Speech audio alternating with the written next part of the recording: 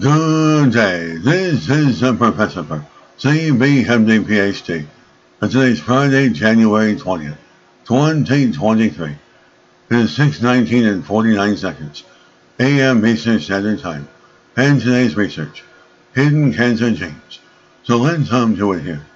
The genes that cause rare hidden cancer, revealed, date January 19, 2023. Source, Garvan Institute of Medical Research.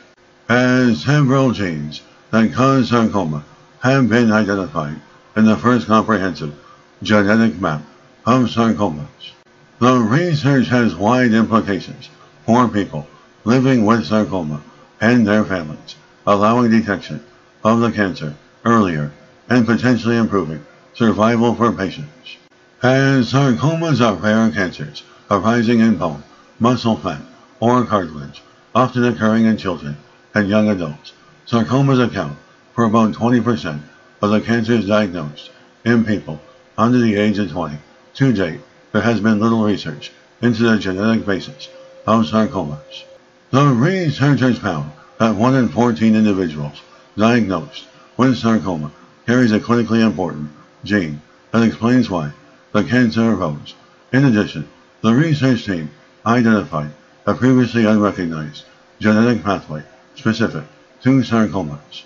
The findings uncovered by this research are so important because by understanding how individuals develop sarcomas, we move closer to earlier detection and better treatments.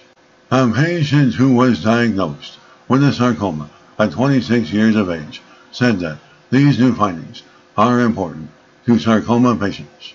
As receiving a sarcoma diagnosis can be devastating, a patient said, this research offers hope to sarcoma patients because it increases the chance of a diagnosis at an early and curable stage.